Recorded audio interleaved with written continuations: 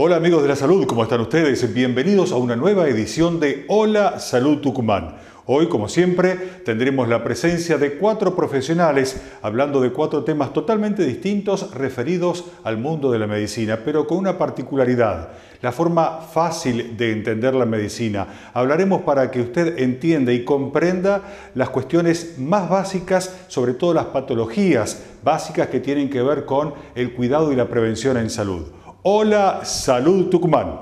Comenzamos.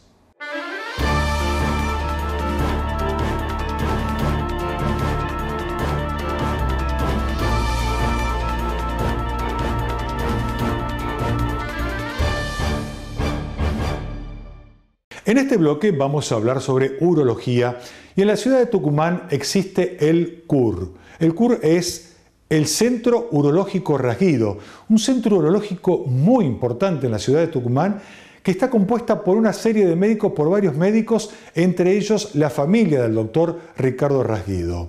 Hoy estaremos junto al doctor Alejo Rasguido, quien es uno de los integrantes de esta institución, y vamos a hablar sobre una patología muy importante, agrandamiento de la próstata, un problema que se produce en los hombres y le diría que prácticamente en la totalidad de los hombres en edades adultas se produce este problema. Vamos a ver por qué es que se agranda la próstata, de qué forma es que se manifiesta en el cuerpo humano y una persona puede sospechar que está ante este problema. El doctor Alejo Rasguido, desde el Centro Urológico Rasguido en la ciudad de Tucumán.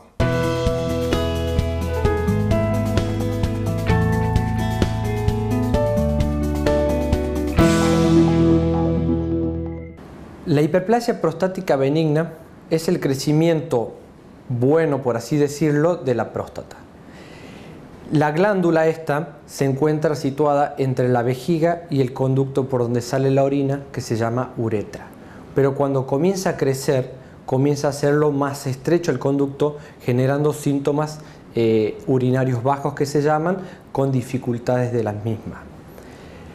La glándula prostática se alimenta de la testosterona y que genera el crecimiento con el paso del tiempo. Pacientes mayores de 45, 50 años ya comienzan a sufrir las consecuencias de este agrandamiento. Las causas pueden deberse a muchos factores. Si bien no está establecido específicamente alguna medicación o alguna alimentación o estilo de vida, se sabe que las comidas ricas en grasa, los pacientes con síndromes metabólicos, o sea, con obesidad, con alteraciones hormonales y dietas ricas en grasa, el consumo excesivo de alcohol, café y irritantes genera que la próstata tenga su agrandamiento y sus dificultades. Los síntomas por los que nos consultan los pacientes son principalmente por polaquiuria, o sea, comienza la frecuencia de la orina más seguida. Y más importante, la nocturia, o sea que el paciente comienza a levantarse durante la noche 2 o 3 veces, generando que el paciente no descanse bien y que el día siguiente tenga un día mucho más agotador. Bien. También puede presentarse disuria, que es ardor al orinar. Puede presentar urgencia miccional, que el paciente necesita ir a un baño en el lugar donde esté urgente, porque si no puede llegar a incontinencias de urgencia. Bien. Y muy raras veces puede poder presentar molestias entre el ano y los testículos, que se llama el periné en esa zona. Es muy importante realizar estudios diagnósticos para descartar o hacer un diagnóstico diferencial entre el agrandamiento prostático benigno y el cáncer de próstata. Por eso es muy importante hacer un PSA, que es un marcador en sangre que nos induce o nos lleva a determinar si tiene o no riesgo el paciente de tener cáncer de próstata. Una buena ecografía para medir el tamaño de la próstata, valorar los riñones, que no haya dilataciones, nos ayudan a descartar que ya no haya un proceso obstructivo y que el paciente ya esté orinando con muchas dificultades y le queden restos de orina después de orinar, favoreciendo a infecciones urinarias. Además, puede presentar un pequeño sangrado propio del agrandamiento de la próstata. Ya una vez determinado eso, teniendo un tamaño de próstata generalmente superiores a 50-60 gramos, ya se evalúa lo que se llama la uroflujometría computarizada, que es un estudio que el paciente orina en una especie de inodoro que tiene una computadora en su parte inferior y registra la presión del chorro, cuánto dura en orinar, cómo son los gráficos del chorro, y nos ayuda a determinar si el paciente ya está sufriendo el agrandamiento prostático por la estrechez del conducto. Bien, y además es muy importante evaluar en estos pacientes, en caso de haber un sangrado, que no haya ninguna lesión activa, o sea, que pueda generar malignidad tanto en vejiga como en el cuello, y en esos casos específicos realizar una uretrocitoscopía flexible para que el paciente no sienta tantas molestias de la citoscopia rígida que se realiza en estos pacientes.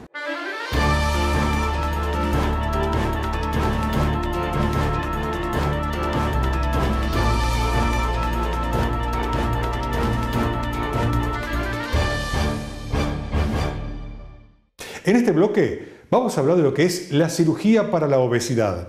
En este caso vamos a tratar personas que tienen un sobrepeso excesivo. Personas que pesan 120, 140, 160 kilos. Personas que son, reitero, extremadamente obesas. Para estas personas muchas veces las dietas, los planes alimentarios ayudan, pero es muy complicado, es muy complejo hacerles bajar esa gran cantidad de kilos que han adquirido durante muchos años. Y estas personas normalmente llegan en sus vidas a valores de colesterol, triglicéridos muy elevados, azúcar en sangre, además de perder la movilidad física y además de sentir un fuerte rechazo muchas veces dado por la sociedad misma en la que se mueven. Estas personas hoy tienen que saber que hay solución a esto. Está lo que es la cirugía para la obesidad, se lo conoce comúnmente con ese nombre, y que tiene distintas técnicas, distintas formas de operar. El doctor José Cabrera es un médico que trabaja en la ciudad de Tucumán con una fuerte formación en lo que es cirugías para la obesidad. Y hoy nos va a hablar justamente sobre lo que es el bypass gástrico, que muchas veces la gente no tiene claro de qué se trata, en comparación a lo que es la manga gástrica. El doctor José Cabrera desde la ciudad de Tucumán. ¿Qué se hace en el caso de un bypass gástrico? En el bypass gástrico lo que se hace es cortar el estómago de tal manera que el estómago, que es como una gran bolsa que tiene unos 2 o 3 litros de capacidad, se lo va a recortar de tal manera que quede como una pequeña bolsita de 50-60 centímetros cúbicos o mililitros. Al haberlo cortado con un material especial que son suturas mecánicas, que son suturas de titanio que no generan ningún problema en el paciente y se van a mantener después en su cuerpo sin ningún tipo de inconvenientes, ese estómago que está muy pequeño hay que conectarlo para que el alimento pueda pasar del esófago a ese pequeño estómago y después ir al intestino, que es la zona de absorción de los nutrientes. Para poder hacer eso hay que hacer un corte en el intestino, llevar parte de un segmento intestinal y unirlo a ese pequeño estómago, y la otra parte que había quedado por el corte anterior, unirla al intestino a un nivel más inferior, para que de esa manera haya 2 circuitos. Un circuito que va desde la boca, esófago, pequeño estómago e intestino, y otro circuito que tiene el estómago más grande, que quedó separado en el cuerpo del paciente, no se lo extirpa, no se lo saca, y que lleva básicamente jugos digestivos. Entonces por ese otro circuito va a ir el jugo gástrico, jugos que vienen del páncreas, del hígado, la bilis, y en un nivel inferior que están unidos el intestino entre sí, se van a unir las dos cosas, el alimento y los jugos. De esa manera se va a poder digerir adecuadamente el alimento y se va a poder absorber. La modificación del bypass muy importante es no solamente esto que les acabo de contar, sino que al generar estos 2 circuitos se genera una modificación en la producción de hormonas a nivel intestinal. Estas hormonas son muy relevantes en la actualidad porque se detectó que generan un cambio metabólico importantísimo en lo que tiene que en el juego hormonal que interviene en la diabetes. Por eso es que se habla del bypass gástrico como la cirugía metabólica, la cirugía que genera grandes beneficios en la evolución, mejoría y a veces remisión de esta enfermedad tan compleja, tan crónica y que genera y se lleva tantas vidas anualmente como la diabetes. La manga gástrica es una cirugía que técnicamente lo que hace es a ese estómago grande cortarlo por una de sus caras, por uno de sus lados, de tal manera que va a quedar un estómago finito, como la manga de una camisa, de ahí el nombre de manga gástrica. Entonces, por eso es que es una técnica puramente restrictiva, o sea, el único elemento que utiliza para controlar la obesidad es reducir la cantidad de ingesta alimentaria, porque el estómago es más pequeño. De un estómago de 2 a 3 litros pasa a tener con una manga gástrica una capacidad de 200 a 300 mililitros. O sea, se reduce en 10 veces aproximadamente la capacidad de ese nuevo estómago. El resto del estómago que se cortó, como está absolutamente separado ya del tubo digestivo, se lo elimina, se lo saca, ya no está más, ¿sí? Es una cirugía absolutamente irreversible. Y ahora que digo la palabra irreversible, se me viene a la mente una pregunta que siempre hacen los pacientes, y es que si la cirugía, cualquier cirugía de este tipo se puede revertir, se puede volver atrás. Una vez que bajé de peso, listo, me opero nuevamente, me vuelven el tubo digestivo como estaba antes, con tal yo ya no soy obeso. Bien, es muy importante que se sepa que esto no es así. La cirugía de obesidad se hace porque la obesidad misma no se puede resolver. Entonces partimos de la base o el preconcepto o la premisa que no se pudo resolver de otra manera. Por eso llegamos a la cirugía. Entonces, cuando el paciente se opera, es por definición un procedimiento que no se lo debe revertir, no se debe volver atrás, pero que les aclaro que el paciente puede vivir absolutamente bien, con una calidad de vida muy buena y una cantidad de años de vida muy buenos, y tal vez lo que genéticamente estaba determinado que viva, a pesar de estar operado. O sea que la cirugía no le va a generar inconvenientes a lo largo de su vida, ¿sí? Los pacientes pueden embarazarse después de la cirugía, pueden hacer deporte, pueden trabajar normalmente, o sea, no van a tener limitaciones. De hecho, las limitaciones las tienen previo a la cirugía o cuando están sufriendo de su obesidad grave, su obesidad mórbida, no por ser operados.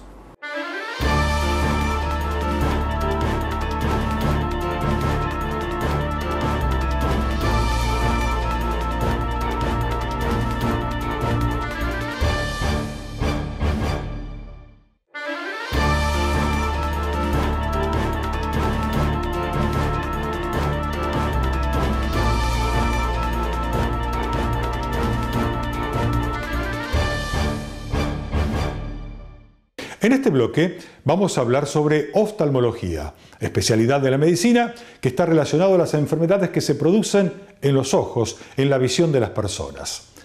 Muchas veces le habrá pasado a usted que ha ido a alguna institución oftalmológica o un consultorio oftalmológico y se encuentra con un montón de aparatología, de aparatos muy raros, donde se pregunta para qué servirán cada uno de estos. Y hemos decidido en este programa, junto al doctor Ignacio Leszczynski, darles a conocer a ustedes para qué sirven cada uno de los aparatos que uno comúnmente encuentra en un consultorio oftalmológico. Hoy vamos a hablar de lo que es el OCT, que es un tomógrafo. El doctor Ignacio Leszczynski y hoy se refiere a esto, nos explica qué es esta tecnología y para qué casos se aplica.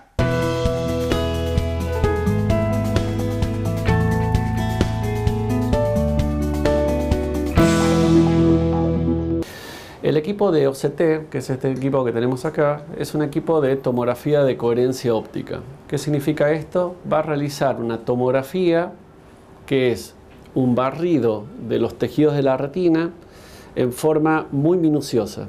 Estos tejidos que tiene la retina son tejidos transparentes. Esto significa que un equipo como este, que es un equipo que emite una luz, es capaz de estudiar cada una de estas capas de la retina.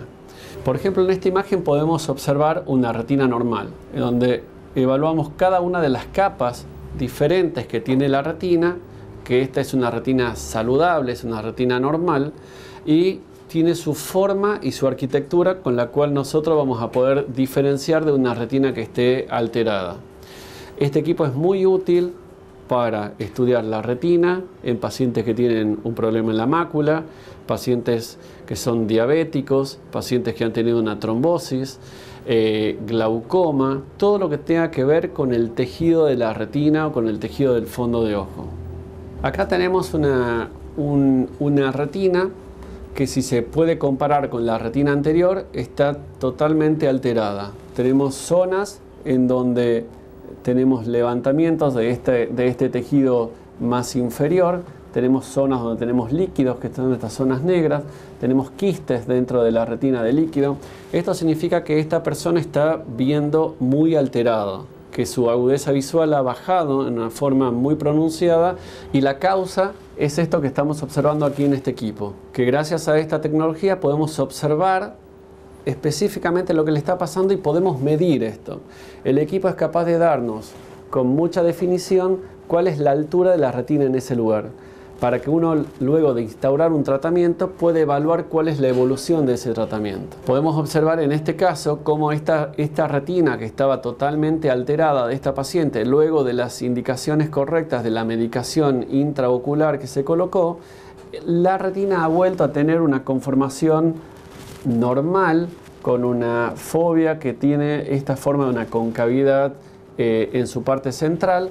Y continúan, por supuesto, varias de las alteraciones que tenemos en el tejido más externo de la retina, pero eso seguramente va a permanecer allí porque tiene que ver con su alteración anatómica que tiene esta retina, pero la visión de esta paciente mejoró en forma considerable y uno pudo no solo ver la evolución a nivel de la agudeza visual del paciente y la mejoría, sino también a nivel anatómico uno puede saber si el tratamiento que uno está realizando es exitoso y está funcionando.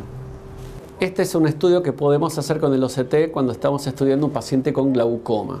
En este caso, el objetivo nuestro a estudiar es este círculo que estamos viendo acá, que está colocado alrededor del nervio óptico. Este círculo que vemos aquí alrededor del nervio óptico va a estudiar todas las fibras nerviosas que van a entrar a este lugar, y desde este lugar, que es la cabeza del nervio óptico, van a salir los cablecitos que van a conectar la imagen que nosotros estamos observando con el ojo al cerebro. Por lo tanto, si nosotros estudiamos los 360 grados alrededor del nervio óptico, vamos a poder detectar si hay fibras nerviosas que se han perdido con la enfermedad glaucoma. En este caso, lo que hace el equipo es comparar con una base normativa, eso significa con un grupo de pacientes sanos, y si me da todo de color verde este relojito, significa que el paciente tiene la cantidad de fibras normales de la que debería tener. Este paciente no es un paciente que tenga daño de fibras nerviosas en el nervio óptico. Acá tenemos un ejemplo de un paciente con glaucoma. En este caso se hizo el mismo estudio alrededor del nervio óptico, se estudiaron las fibras nerviosas que entran a este nervio óptico, y como se puede observar en este lugar, nos está marcando de color rojo todas las zonas que están fuera de límites normales. Aquí lo que podemos observar que nos está marcando el equipo es el espesor de fibras nerviosas que tiene este paciente. Este espesor de fibras nerviosas es lo que vamos a poder hacer un seguimiento a futuro repitiendo este estudio con los números que me va a dar en cada uno de estos sectores que va a estudiar el paciente, que va a estudiar el equipo en el paciente, y me va a decir si hay cambios a futuro o no. De esa forma me ayuda el equipo a saber si el tratamiento que estoy haciendo con el paciente es correcto o no, si estoy medicando bien al paciente o si sigue empeorando su enfermedad y por lo tanto tengo que cambiar de un tratamiento muchas veces tópico o de un tratamiento médico a un tratamiento quirúrgico. Por lo tanto, el estudio en forma seriada de un paciente con glaucoma es muy importante realizarlo con todo tipo de tecnología que me ayude a medir tejidos que se pueden ir disminuyendo en el tiempo.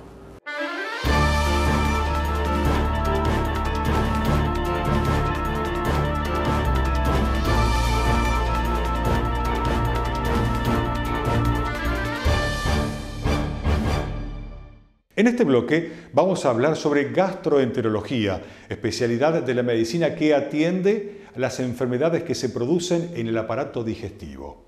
Hoy vamos a hablar sobre lo que es la enfermedad inflamatoria intestinal. El doctor Fernando Marosi es gastroenterólogo, trabaja en la ciudad de Santa Fe, es un profesional muy reconocido a nivel nacional y tenemos la suerte de tenerlo muy cerca de nuestros hogares. El doctor Fernando Marosi habla hoy sobre enfermedad inflamatoria intestinal. La enfermedad inflamatoria intestinal es una enfermedad que comprende dos entidades, dos enfermedades distintas, como son la colitis ulcerosa y la enfermedad de Crohn. Estas se diferencian porque la colitis ulcerosa afecta en forma superficial la mucosa del colon, en cambio la enfermedad de Crohn afecta en forma profunda toda la pared del tubo digestivo, del colon, pero también puede afectar otros segmentos del tubo digestivo como el estómago, el esófago, el intestino delgado y comprometiendo el espesor total de la pared. Son enfermedades que si bien tienen un origen común porque son enfermedades de tipo inmunológica, o sea, son provocadas por los mismos anticuerpos que genera el organismo que por un mecanismo que es desconocido atacan el colon o diferentes sectores del tubo digestivo y producen ese tipo de lesión ulcerativa, destructiva, inflamatoria, llevando por un lado a la colitis ulcerosa o por otro lado a la enfermedad de Crohn. Esto es una enfermedad frecuente, pero no en nuestro medio, sino que es muy relacionado con la genética y con la raza. Por ejemplo, es muy frecuente en la raza judía. El paciente suele presentarse con diferentes síntomas, pero fundamentalmente el síntoma más importante son dos. El dolor abdominal, fundamentalmente en la enfermedad de Crohn, y sangrado, y la diarrea y dolor en la colitis ulcerosa. El paciente suele tener también frecuentemente sangrado por el tubo digestivo bajo, o sea, elimina heces con sangre, y el dolor suele ser la sospecha clínica más importante de esta enfermedad.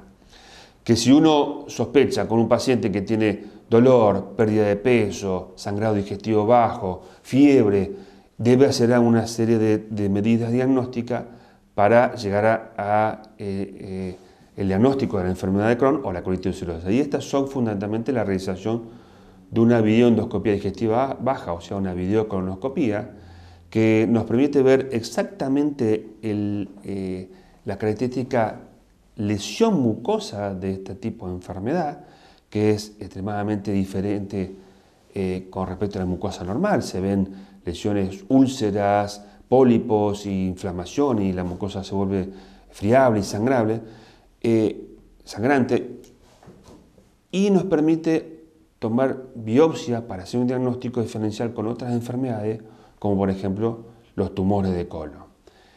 Esta es una enfermedad que no tiene un tratamiento curativo, pero hoy en día existe una serie de medidas, tanto médicas como quirúrgicas, como el uso de antiinflamatorio intestinal, como la mesalazina, que es un prototipo del tratamiento de esta enfermedad, el uso de corticoides como inmunomodulador o antiinflamatorio intestinal, y otros inmunomoduladores como son drogas que controlan esa inmunidad en exceso, ese fenómeno inmunológico alterado, y por último dejando la cirugía para casos extremadamente complejos que no responden a la medicación, donde se hace operaciones de distintos segmentos enfermos para resolver la enfermedad.